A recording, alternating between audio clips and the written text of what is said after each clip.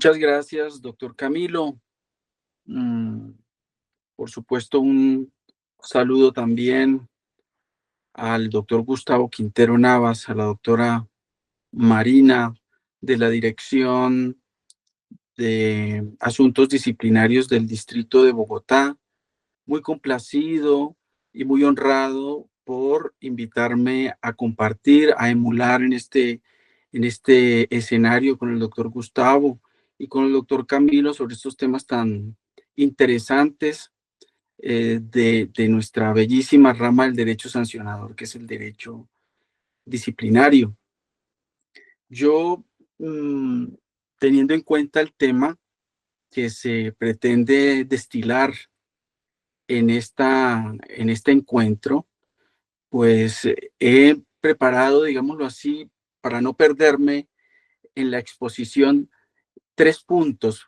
Digo no perderme en la exposición porque sin duda cuando se habla de los elementos de la falta, pues surgen una cantidad de ideas, un barullo de ideas que debido al corto tiempo de esta exposición, pues la he concentrado en los 3 puntos, en solamente 3 puntos. Entonces arrancamos a hacer exposición de ellos y espero que esto sirva para que podamos debatir, si es del caso, sobre algunos aspectos que tienen que ver con el tema. Lo primero que debemos decir es que cuando se analiza o nos aproximamos al estudio de la falta disciplinaria, sin duda vemos cada, cada vez más que el estudio de la falta disciplinaria nos lleva a la conclusión de que el derecho disciplinario es una rama del derecho sancionador autónoma e independiente. Con el estudio de sus elementos se puede uno percatar de que el derecho disciplinario se distancia en conjunto y en detalle del derecho penal, que inicialmente pues se concibió como la madre o como la protectora o la tutora del derecho disciplinario. Sin duda, con el estudio de cada uno de los elementos, pues vemos que el disciplinario goza de una distancia y por tanto de una autonomía del derecho penal. Ya diré una palabra sobre este punto, pero para eh, eh, ejemplificarlo, debemos decir que si bien es cierto, nominalmente compartimos algunas figuras con el derecho penal, evidentemente, conceptualmente, esas nominaciones tienen unas realidades diferentes. Verbigracia, hablar de tipicidad en disciplinario dista, en estos momentos, dista mucho de la tipicidad de la que se puede hablar en el derecho penal. Valga decir, las técnicas que utilizamos son distintas y los principios que nos gobiernan son distintos. En lo que podríamos llamar la antijuridicidad del disciplinario avanzado enormemente, incluso ya ha cambiado la nominación, ya no le llamamos antijuridicidad, sino ilicitud sustancial. Y pues allí también hay unos conceptos totalmente o diametralmente distintos al penal. Y por supuesto en la culpabilidad hoy se ha venido fermentando, no solo por la jurisprudencia, no solo por la academia, sino también por el mismo legislador, en conceptos precisos de la culpabilidad en materia disciplinaria que la alejan de el derecho penal. Lo mismo podríamos decir del derecho administrativo, que esto de manera costumbrista hemos concluido sin mayor reflexión que como el derecho disciplinario no es judicial, por tanto entonces es administrativo. Yo sí creería, y vale la pena seguir ahondando sobre estos puntos, que no todo lo que no es judicial es administrativo. Y por eso mismo hay que seguir trabajando, como digo, sobre los elementos característicos del disciplinario que lo distancian del mismo derecho administrativo. Inclusive, y esto es un estudio que hemos venido haciendo. Inclusive podríamos decir que no es o no se corresponde el acto disciplinario con el acto administrativo. Sin embargo, pues obviamente esto supera el propósito de esta charla, pero sí quiero dejar sentado, por lo menos de manera panorámica, que no nos llamemos a equívocos en el sentido de concluir de manera simple y silogística que como no es judicial el disciplinario, por tanto entonces es administrativo. Eso en un primer punto que quería plantear sobre la mesa para que aquí con los doctores Gustavo Quintero y el doctor Camilo García pudiéramos luego recabar un poco más. El segundo aspecto, y como se los anuncié, o el segundo punto tiene que ver con la estructura. Diré una palabra solamente sobre cada uno de los elementos, es decir, sobre la tipicidad, la ilicitud sustancial y la culpabilidad. Sobre la tipicidad podríamos hablar, obviamente, muchísimo, sin embargo, en línea con lo que venía exponiendo, debemos decir que en el disciplinario la tipicidad o la labor de adecuación típica de la autoridad disciplinaria, hoy en día con el nuevo Código General Disciplinario está marcada, está determinada por dos principios que no tiene el derecho penal. Y esto es, me refiero a los principios de especialidad y subsidiariedad, que están consagrados, si no estoy mal, en el artículo 4 y 65 del nuevo Código General Disciplinario, que enseña que la autoridad disciplinaria, antes de acudir al Código Penal, debe primero revisar de manera especial las faltas que el legislador determinó como faltas gravísimas y que, digámoslo de manera castiza, el legislador en esas faltas pretende regular o describir las conductas que encarnan la corrupción o la ineficiencia administrativa en grado sumo. Por tanto, estos principios hay que tenerlos en cuenta porque sigue hoy la costumbre, digámoslo así, de primero revisar el Código Penal y luego acudir sí al Código Disciplinario. Esto en la misma línea del primer aspecto que les refería, y es en el sentido de lograr mayor independencia del penal y por supuesto de los tipos penales. Si se revisa con cuidado el nuevo catálogo de faltas disciplinarias, tal como está descrito hoy en el Código Disciplinario, no habría necesidad de acudir a los tipos penales.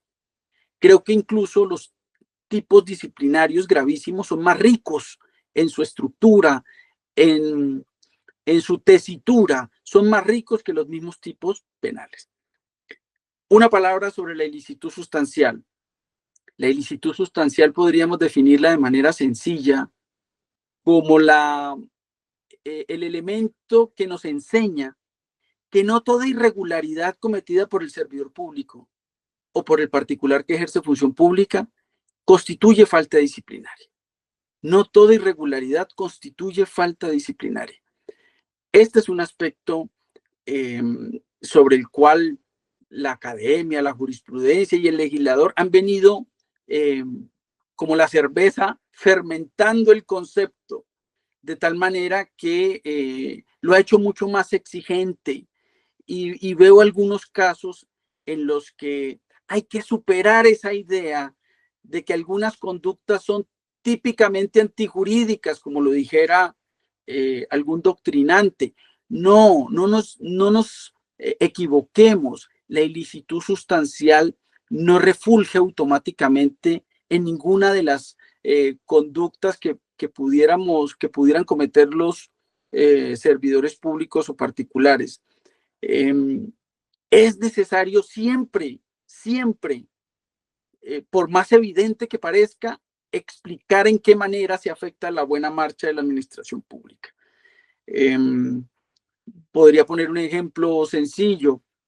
Se cree que cuando el funcionario está en una causal de impedimento y no se declara impedido, automáticamente se afecta la, la, la ilicitud sustancial, y eso no es tan cierto, porque habría que analizar si esa conducta, que pudo haber sido por olvido, por ignorancia, afectó realmente la imparcialidad, que es el principio que protege los impedimentos. Entonces, en ese sentido, hay que hacerlo, y lo digo porque veo con harta frecuencia que en estos asuntos la autoridad disciplinaria pasa simplemente mencionándolo y transcribe 3 o 4 párrafos sobre lo que ha dicho la jurisprudencia y la ley y determinan que hay ilícito sustancial.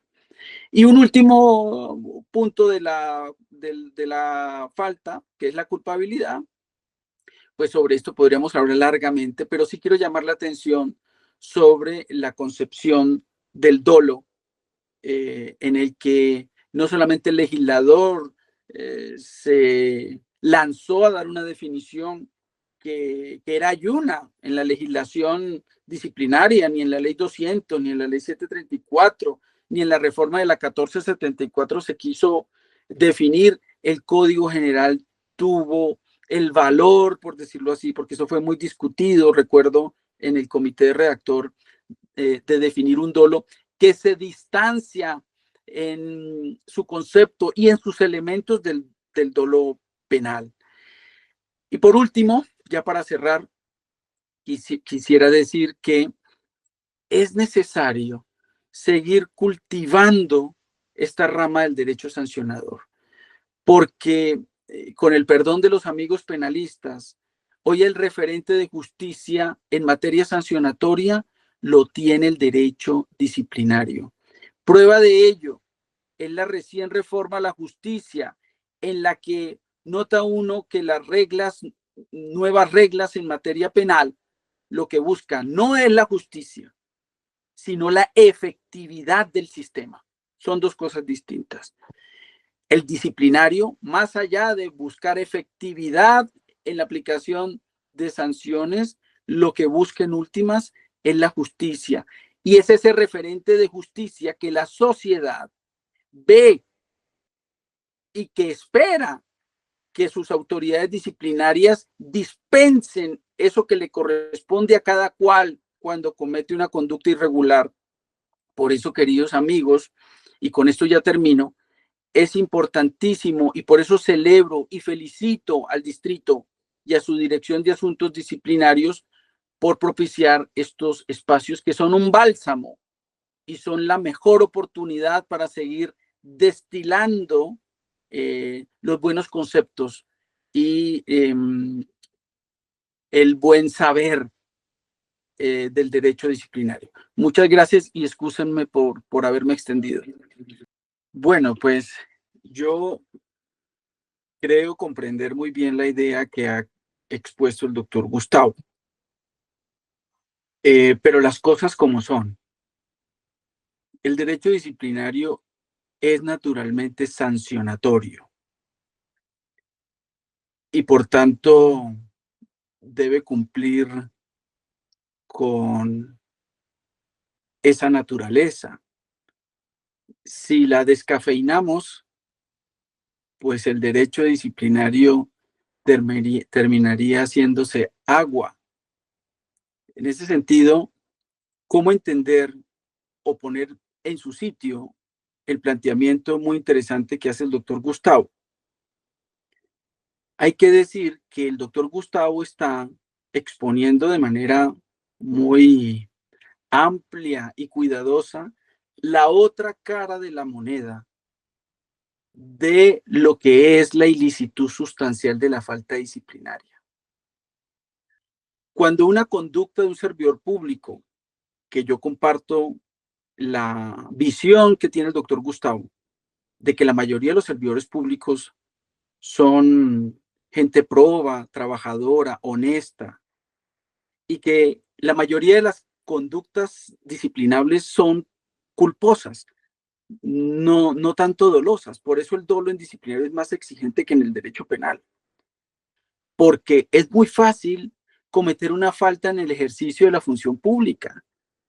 He escuchado en varios escenarios que ser servidor público es ejercer la profesión, es una profesión peligro,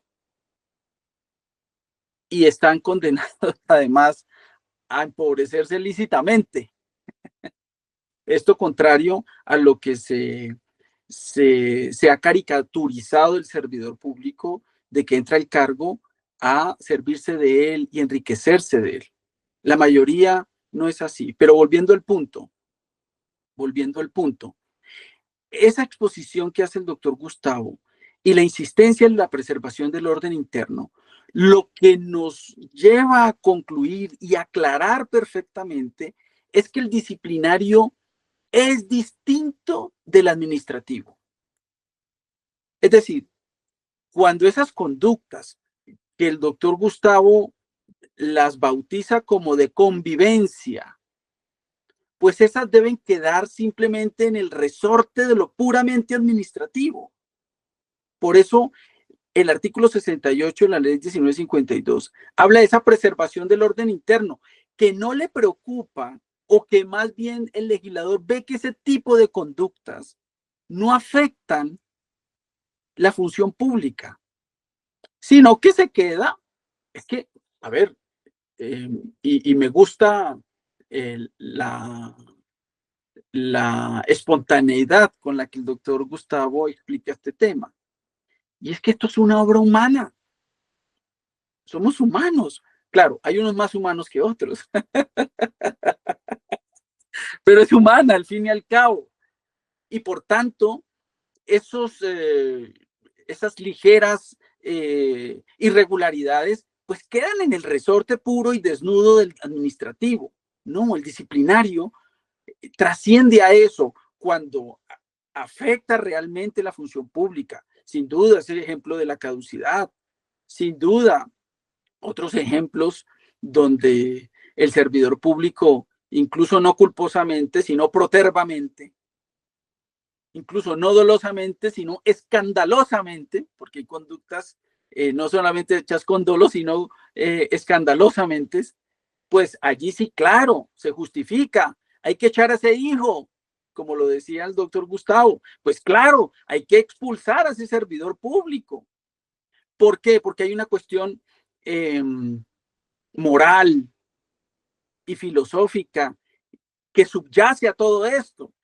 Y es que, como lo decía muy bien Platón, mi doctor Gustavo, volviendo a esas clases de filosofía de la Santo Tomás, Platón en la República lo explica muy bien. Dice, la sociedad es miope axiológicamente y como es miope, no ve bien, debe tener un referente en letras grandes para poder leer bien. Y esas letras grandes son nada más y nada menos que los servidores públicos. Por eso, cuando el servidor público, que en últimas termina siendo paradigma social, se equivoca, comete irregularidad que afecte realmente no solamente la convivencia, sino la misma función pública, debe entrar el derecho disciplinario como derecho sancionador, como derecho sancionador. Por tanto, en ese orden, yo comprendo la exposición que hace el doctor Gustavo, en donde divide las aguas. Una cosa es lo administrativo, ¿qué es lo más preponderante? Porque esto es una obra humana, que el servidor público se equivoca, que comete alguna irregularidad insustancial, como lo dice el mismo código. Ah, pero cuando cruza la línea de esa división de aguas, pues obviamente debe llegar, eh, debe llegar el derecho disciplinario y corregirle, no solamente por el bien del mismo funcionario, desde el punto de vista moralmente hablando, sino por el bien de la sociedad que lo está viendo. Decía Vázquez de Mella, un filósofo español del siglo pasado, antepasado, perdón. Decía cuando, refiriéndose a este tema, que viene como anillo al dedo a lo que vivimos actualmente, decía él, cuando el rey juega, todos son tahúres. Y cuando la reina estudia, todas son estudiantes. En ese sentido, la sociedad ve si el gobernante es digno, pues todos siguen esa dignidad. Pero cuando el gobernante es indigno, pues asimismo la sociedad lo sigue y claudica. Y no hablo más porque me estoy emocionando con este tema que termina siendo moral, no solamente jurídico, sino moral. No, pero mi querido doctor Juan Carlos, la idea es que se emocione, porque el derecho sin emoción difícilmente llega a cambiar. Voy a llegar a un punto que nos trae Luis Ernesto Espejo. Voy a intentar dejar un poco esta discusión de lado, a menos de que Gustavo quiera tener una réplica, derecho a réplica. Tienes el micrófono acá apagado, Gustavo. No podría porque estoy de acuerdo con él. ¿Cuál réplica? No, ese es un pequeño comentario con el artículo 5 de la 1952, fines de la sanción disciplinaria. La sanción disciplinaria tiene finalidad preventiva y correctiva. Llama la atención, doctor Juan Carlos, que no aparece la palabra sancionatoria. Y esto en la formación que ha sido la nuestra, me recuerda un poco, tú me citabas unos filósofos del siglo antepasado, yo te cito un filósofo de hace 2000 años, que en una falta clara, María Magdalena, acusada de ser un poquito sinvergüenza, tuvo un abogado que se llamaba Jesucristo y aplicando la indulgencia y el amor, la absolvió. Y en todos los ejemplos de ese código disciplinario, ese abogado logró la absolución de todos, la redención. Y yo creo que esa es una de las esencias del derecho disciplinario también. Es que tiene que haber amor por el servidor público, afecto por el servidor público, porque eso es un pilar esencial de la República. Sin los servidores públicos, esto es como en un equipo de fútbol finalmente. El director técnico, que es el director, fíjate que en el artículo de la preservación del orden interno, el legislador no interviene en la graduación de la falta ni en la lentitud, se la dejan al superior, al jefe inmediato, porque él tiene que tener resultados. Y esa es una de las maravillas de este derecho disciplinario, ¿eh? Porque es que está en curso final, está dentro de lo que es la producción de buenos resultados. O sea, es también un elemento esencial de una administración. Simplemente era eso.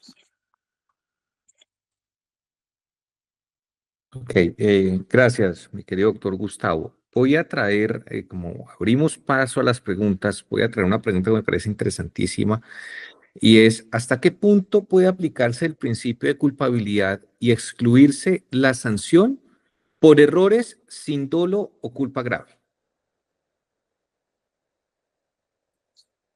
Yo creo que tiene que resolver el señor procurador. Doctor Juan Carlos, eso sí es de competencia, es de la rutina suya.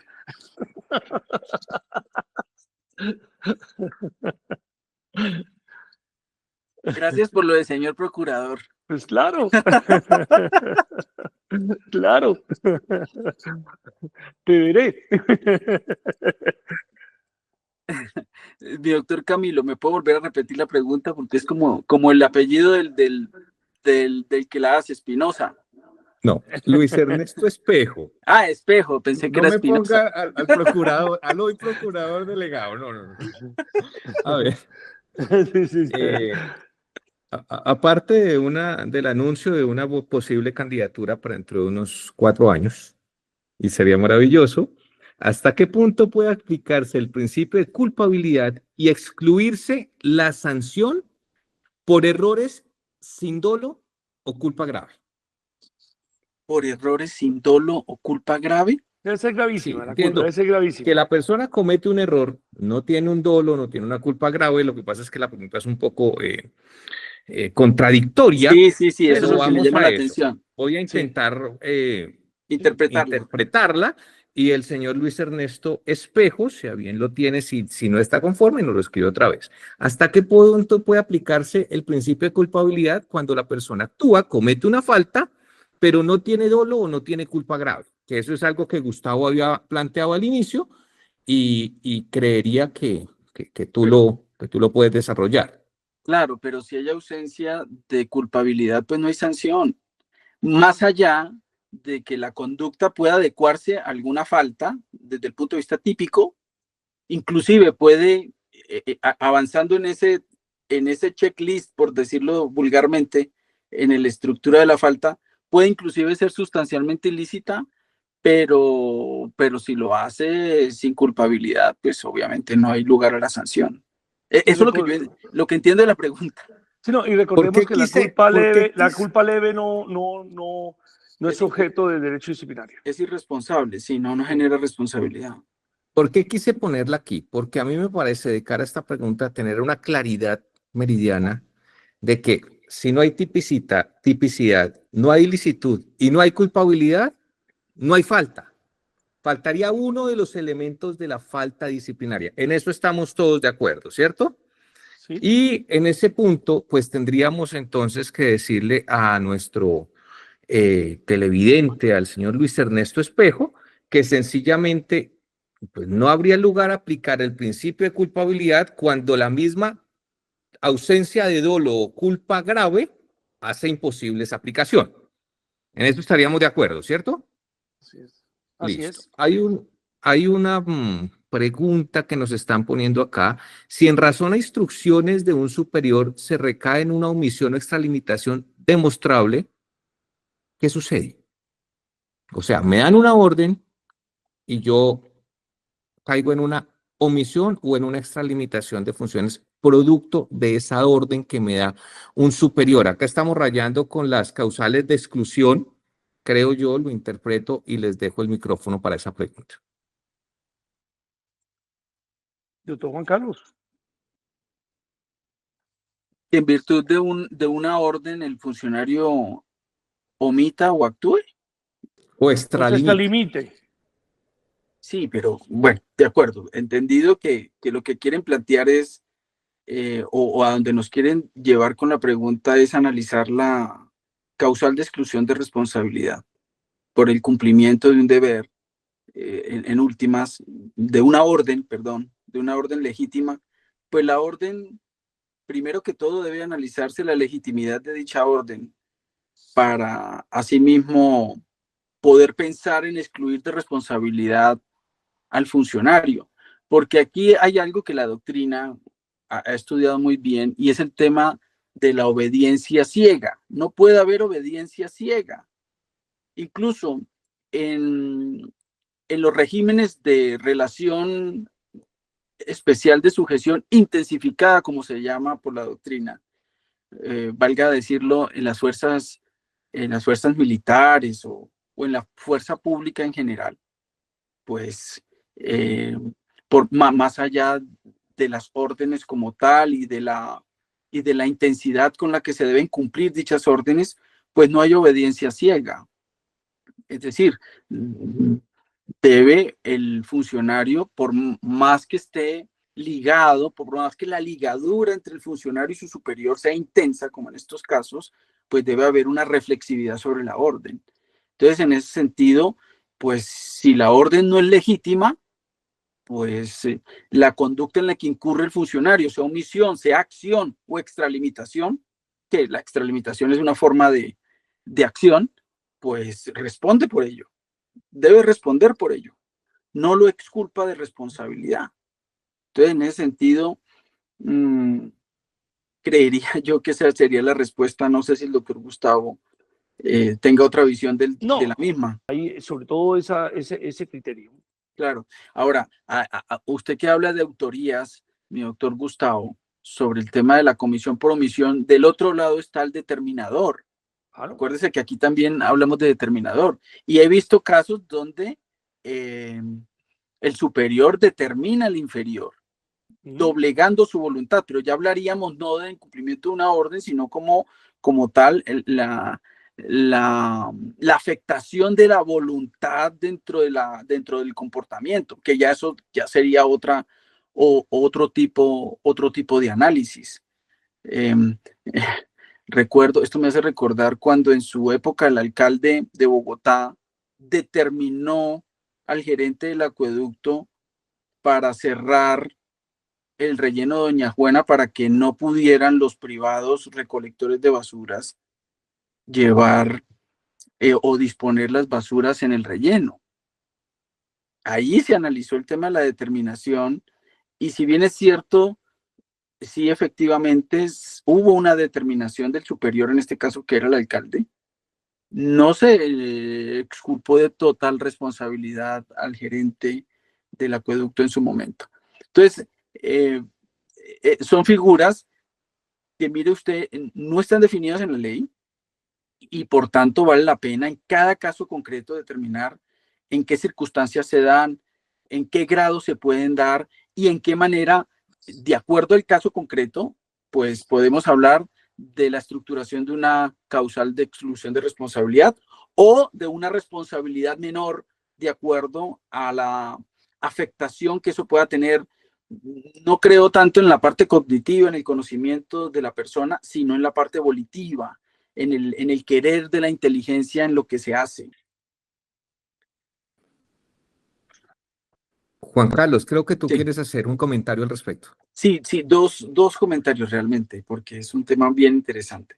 Estoy de acuerdo con el doctor Gustavo que en materia de culpa sí hace falta que se ponga el asunto con mayor claridad desde el punto de vista conceptual, porque fíjese que no se define. La culpa gravísima se describe, pero no se define. Se dice que se puede dar por tres causales: por ignorancia supina, desatención elemental o por violación de normas de obligatorio cumplimiento. Y la culpa grave, más allá de una definición, lo que hace es una analogía, como lo planteaba ahora, como lo planteaba ahora el doctor Gustavo, refiriéndose al buen padre de familia, que valdría decir que en esos temas del buen padre de familia, pues lo que quiere mostrar el legislador es que debe ser sumamente diligente, como ocurre con los padres de familia, salvo los que son desnaturalizados, por supuesto. Por eso Pero ese buen entonces, padre, el buen buen padre. padre. Sí. Entonces, en ese sentido, en el orden práctico, para, para no ser tan teoréticos como lo hemos venido haciendo en los puntos anteriores, en el orden práctico hay una línea muy delgada entre culpa gravísima y culpa grave. Porque el buen padre de familia, que se le exige suma diligencia en sus asuntos, pues puede ser visto o definirse como una desatención elemental. En términos sencillos, yo diría, y eso fue una propuesta en el comité de redactor del código, y ya le voy a decir por qué no fue acogida. La conceptualización era muy sencilla. Culpa gravísima es toda desatención elemental. Y recogemos a las otras dos. El que es ignorante supino, ignorante craso en lo que debe saber, es un desatento en lo elemental. Y la violación de normas de obligatorio cumplimiento es un asunto que puede confundirnos con la tipicidad más que con la culpabilidad. Entonces yo hubiera dejado solamente de culpa gravísima el concepto de desatención elemental. ¿Y qué es la culpa grave? Cualquier otra desatención que no sea elemental. Ahora, ¿por qué no fue acogida esta conceptualización? Porque haber desmontado, por decirlo así, las tres causales de culpa gravísima, eso por favorabilidad hubiera favorecido a muchos sancionados por las tres categorías de culpa gravísima. En ese orden, por eso se mantuvo la leyenda que trae cada una de las definiciones que a nuestro modo de ver no son precisas o conceptuales. Una es una analogía, la otra es una descripción de tres situaciones. Eso en cuanto a ese punto. Y en cuanto a la ignorancia de la ley, hablando del barullo de tantas normas y de la falla del Estado en la proliferación de reglas y de normas, yo sí difiero de lo que planteó el doctor Camilo, y es que en disciplinario la ignorancia de la ley sí sirve de excusa. El apotegma de que la ignorancia de la ley no sirve de excusas para materia privada, para los asuntos civiles, en donde se juegan solo asuntos patrimoniales. En lo sancionatorio no. En lo sancionatorio la ignorancia de la ley sí sirve de excusa. Pongamos el caso del alcalde de quinta o sexta categoría, mi doctor Gustavo, que no tiene mayores estudios jurídicos, que confía la contratación a un jurídico que está recién graduado y que le aconseja hacer contrataciones directas o convenios de asociación o contratos de apoyo que tienen dificultades en su interpretación. ¿Qué puede decir el alcalde? Puede alegar incluso una categoría que no está en la ley, pero que existe realmente, que es la ignorancia invencible, no el error, porque el error es llamar verdadero a lo que es falso y a lo falso a lo que es verdadero. La ignorancia, la ignochis, es no conocer. No hay error porque no hay conocimiento previo. Entonces, valdría la pena, incluso creo que en un fallo que emitió la sala en su momento, se reconoció la categoría de ignorancia invencible. ¿Cuál fue el caso, mi doctor Gustavo y doctor Camilo? El director de una entidad que no contestó un derecho de petición. El peticionario pone tutela, condenan o ordenan a la institución contestar y es por esa tutela que el director conoce la existencia de un derecho de petición. ¿Qué pasó? ¿Qué pasó en ese proceso? Se argumentó por parte del director que él no había conocido, era ignorante de la existencia de ese derecho de petición. Y la ignorancia era invencible. ¿Dónde estuvo la invencibilidad? Resulta que por los días que se presentó el derecho de petición, hubo trasteo en la oficina. Y a la secretaria se le traspapeló el derecho de petición. Ninguno lo conoció. No hubo error, porque el error implica conocer, equivocadamente, pero conocer. Aquí la sala disciplinaria, recuerdo que eso fue como en el 2014 o en el 2013, reconoció como nueva categoría, porque es que las categorías o las causales de exclusión no son taxativas, son enunciativas. Y en ese orden, la ignorancia invencible puede erigirse como una nueva causal. Ahora, el doctor Camilo preguntaba que si en tipicidad o si en culpabilidad la ignorancia puede servir para excluir de responsabilidad, pues claramente como es un asunto del conocimiento del servidor público, ya sea en lo fáctico, ya sea en lo jurídico, pues es un asunto puramente culpabilístico. Entonces sería en la culpabilidad donde se desmorona, se enerva la falta disciplinaria porque habría una ausencia total de culpabilidad. Doctor Juan Carlos, me gusta esa refutación porque eso quiere decir que estoy haciendo bien el papel de picarles la lengua.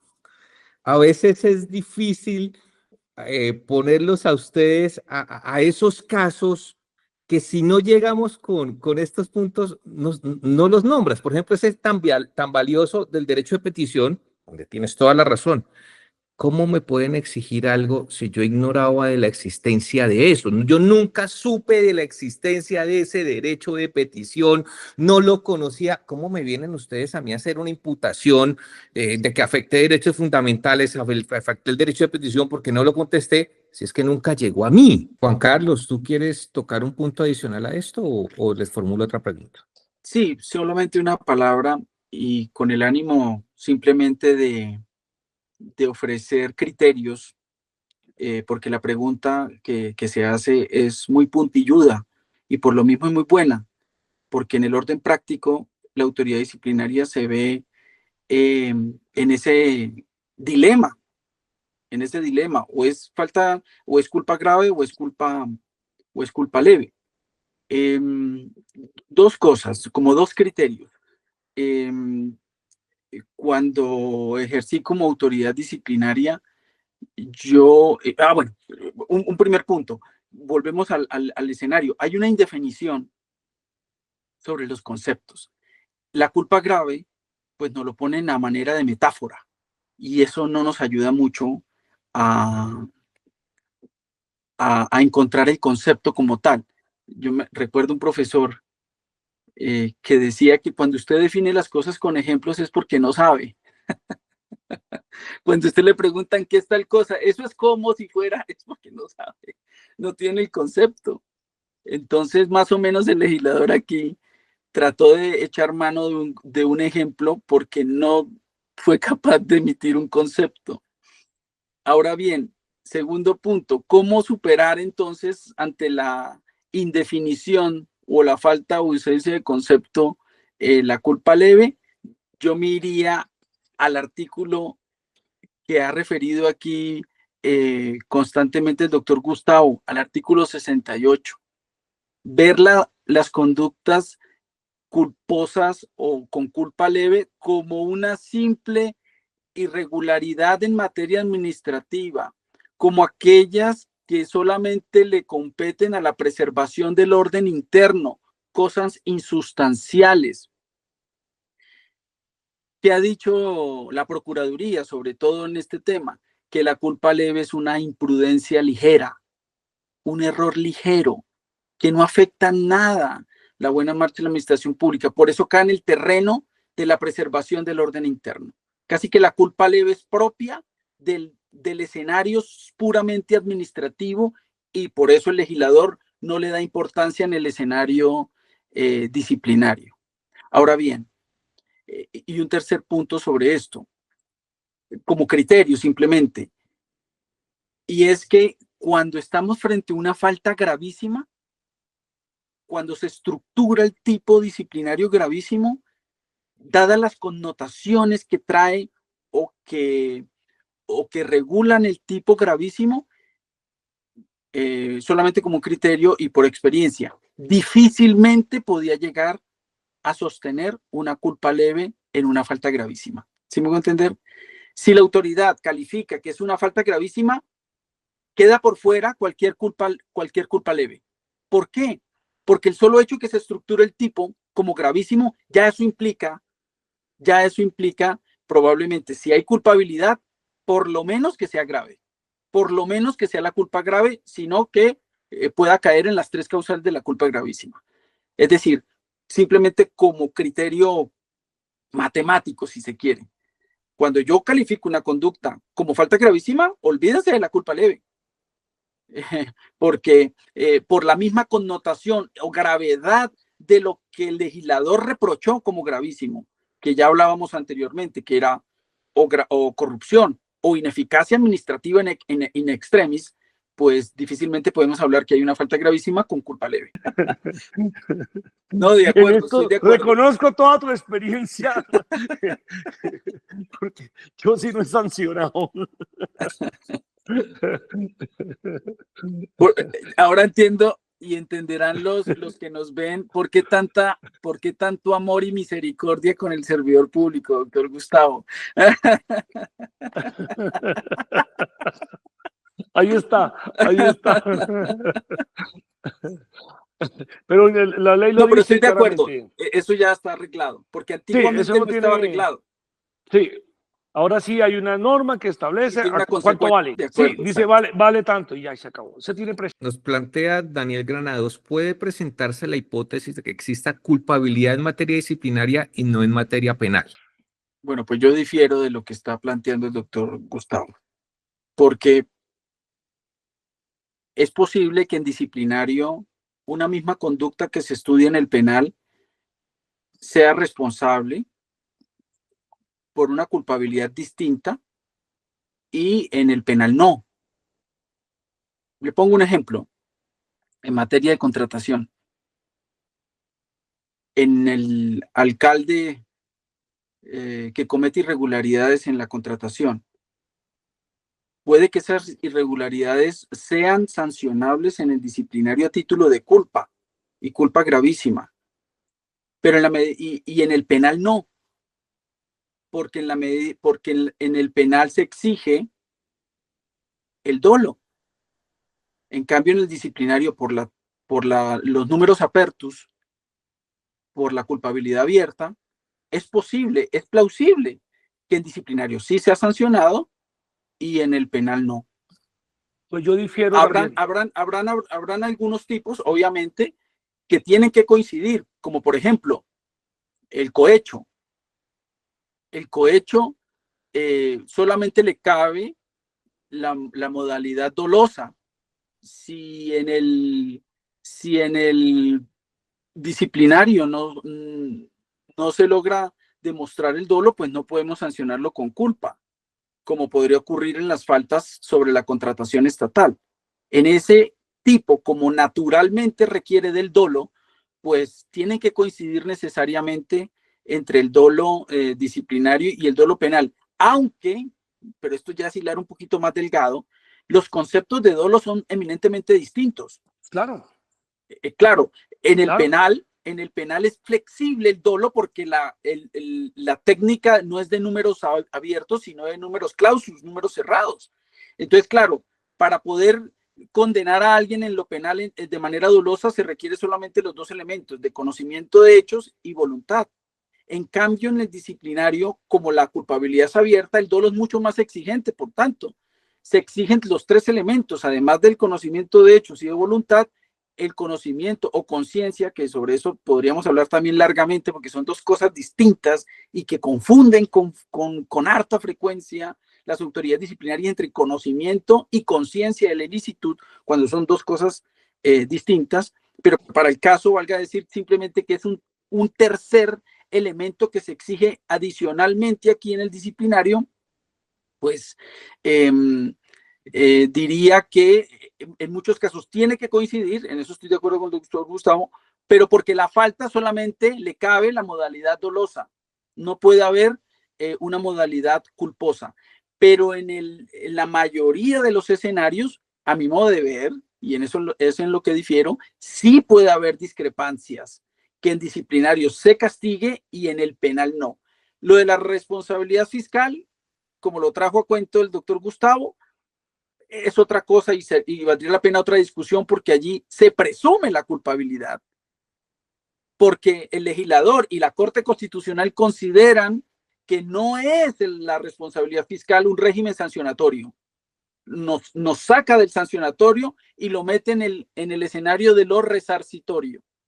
Y a mi modo de ver, pues también eso tiene sus dificultades, pero la Corte permite que se presuma la culpabilidad en responsabilidad fiscal, que me parece una violación al principio de inocencia, sacando de la manga un aspecto, y es que lo saca del sancionatorio, lo mete en el resarcitorio y por tanto permite la presunción de la culpabilidad cuando lo que la Constitución indica es que debe presumirse la inocencia, pero como les digo, eso sería asunto de otro debate.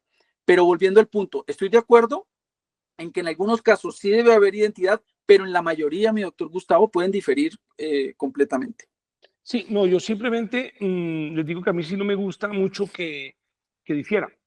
Lo que pasa es que sí constato, y lo dije expresamente, que en realidad hay análisis aparte en lo penal y en lo disciplinario. Pero más allá del gusto, mi doctor Gustavo, le pongo un ejemplo. El caso de André Felipe Arias, con agroingreso seguro. Recordemos que la Procuraduría lo condenó, lo sancionó, pero a título de culpa. Por eso la Procuraduría, en el proceso penal de él, el procurador judicial que intervino en el proceso penal pidió la absolución, porque en el penal sí se requería el dolo. La Procuraduría había dicho sí cometió irregularidades, pero a título de culpa. En el penal se pidió, por tanto, la absolución. ¿Qué pasó en el penal? Pues la autoridad penal pues determinó que había dolo y también lo sancionó. Pero mire cómo Por eso, quedó él sancionado me con dolo en lo encanta, penal y en disciplinario con culpa. me encanta ese ejemplo porque a mí eso no me gusta. A mí eso no me gusta. Es que, o sea, yo no entendería qué es lo que... Y miren que ustedes mismos dieron la discusión y la llevaron al penal. Eso confirma que efectivamente hay una incoherencia. O sea, aquí hay un problema de un momento, ¿estamos en dolo o estamos en culpa? ¿O es que para sancionar empezamos primero por las sanciones y después miramos qué le acomodamos? Y lo que pasa es que es así. Claro, mi doctor Gustavo, pero eso es lo que significa, porque panorámicamente, claro, eso parece inconcebible, pero como esto es un asunto jurídico y a eso nos dedicamos nosotros, por eso cuando Aristóteles habla del derecho, dice que los jugadores, hablando como si fuera un juego, deben tener la autoridad y el conocimiento para intervenir en ello. Por eso los ingenieros no pueden litigar, los médicos no pueden litigar. Solamente nosotros, en apariencia se ve incomprensible, pero sí tiene una justificación. ¿Y sabe cuál es la justificación? Que somos diferentes con el derecho penal. No, pero Tenemos categorías distintas, claro. Sí, señor, pero para eso no. Yo creo que la culpa es una. Y el dolo es uno. Y de ahí en adelante, yo sí entiendo la diferencia del derecho penal y entiendo la diferencia del derecho civil. Pero que es que un momentico, que es que el dolo allá es así, que la culpa aquí es así, a mí eso sí me incomoda muchísimo. Doctor Novoa, usted analizó mucho eso. Sí, y mire, yo quiero simplemente decir lo siguiente. La culpa gravísima, como lo hemos comentado, tiene tres causales, por decirlo así. La ignorancia supina, la violación de normas de obligatorio cumplimiento y la desatención elemental. Yo me quedaría solamente con la desatención elemental, porque las otras dos ofrecen dificultades. En cuanto a la ignorancia supina, empezando porque a nadie le gusta que le digan ignorante o bruto. Es más elegante decirle desatento en lo elemental. Ahora bien, la ignorancia en lo supino, en lo que debe saber, porque aquí hay un concepto interesante, mi doctor Gustavo, que está escrito en los tratados de actos morales y son las afectaciones al conocimiento. La ignorancia es una afectación al conocimiento. El error es otra afectación al conocimiento. Y está la nesciencia, que es la afectación también al conocimiento. Y la nesciencia, a diferencia de la ignorancia, es no conocer lo que no estoy obligado a conocer. Por ejemplo, los abogados no estamos obligados a conocer sobre medicina. Por tanto, no somos ignorantes, somos nescientes. Sí somos ignorantes y no conocemos las reglas jurídicas que tienen que ver con nuestro ejercicio. Entonces, la ignorancia es en últimas en lo que se debe conocer de manera supina o crasa, como lo dice también la doctrina, es una desatención en lo elemental. Por eso yo no usé, creo no haber usado esa modalidad tampoco de culpa gravísima. Y por el otro lado, la violación de normas de obligatorio cumplimiento, además de que ofrece un problema de concepción, porque ¿sabe qué hacen las autoridades disciplinarias, doctor Gustavo? Y usted lo ha sufrido, que es que repiten lo que dicen en tipicidad en la culpabilidad cuando invocan esa causal de violación de normas de obligatorio cumplimiento. Entonces me dicen, usted violó el principio de planeación en la contratación y entonces me repiten no solamente el principio, sino las reglas de la ley 80 que lo reproduce. Y usted cometió la falta por culpa gravísima por violación de normas de obligatorio cumplimiento. Solamente le he visto al doctor John Pinzón, que ha escrito muy bien sobre la culpabilidad, una justificación de esa causal, diciendo que, primero que todo, esas normas tienen que ser diferentes de la tipicidad. Cuando yo alego en la culpa gravísima violación de normas de obligatorio cumplimiento, no pueden ser las mismas normas de la tipicidad, tienen que ser distintas y que regulen el deber objetivo de cuidado, es decir, sobre el comportamiento. Y pone un ejemplo interesante, que un servidor público, un escolta, mate a otra persona con su arma de dotación. El tipo, homicidio. Y puede haber culpa gravísima por violación de normas de obligatorio cumplimiento, pero esas normas se refieren al manejo del arma de dotación. Fíjese cómo habrían dos diferencias en normas. Pone un buen ejemplo para salvar esa modalidad de culpa gravísima, pero a mi modo de ver eso genera muchos problemas. Por tanto, para responderle la pregunta, mi doctor Camilo, solamente, o más bien, quédense con la culpa gravísima a través de la desatención elemental. que es la mayoría de las veces en las que un funcionario público puede incurrir una conducta con culpa gravísima. Ha sido un placer, doctor Juan Carlos. Bueno, yo también quiero dar los agradecimientos, doctora Marina, muchas gracias y felicitaciones por propiciar estos espacios académicos que engrandecen el ejercicio de la autoridad disciplinaria como usted lo hace, y además pues a todos nos nutre, doctora Marina, por el ejercicio dialéctico que hemos tenido el día de hoy de manera muy interesante y amigable, hay que decirlo, con el doctor Gustavo, con quien somos grandes amigos. Le estimo y le admiro muchísimo, doctor Gustavo. Y por supuesto al doctor Camilo también agradecerle, quien él hoy día también es uno de los grandes pensadores en este tema. Se ha venido formando de buenos años atrás, ha tenido también por casa la Procuraduría, entonces podrán ustedes ver también cómo él tiene gran formación en este asunto. Solo me resta hacerles una invitación. Yo presido la Asociación Colombiana de Derecho Disciplinario y este año en Cartagena, el 14 y 15 de agosto, tendremos nuestro tercer Congreso Nacional, en el cual va a ser panelista también aquí el doctor Gustavo Quintero, para que se animen y podamos compartir, ya no con la frialdad de la relación telemática, sino al calor y al fragor de una Cartagena que nos espera este año también, para seguir hablando de estos temas, seguir cultivando, como lo decía el doctor Camilo, seguir cultivando nuestro derecho disciplinario. No lo olviden, 14 y 15 de agosto en la ciudad de Cartagena.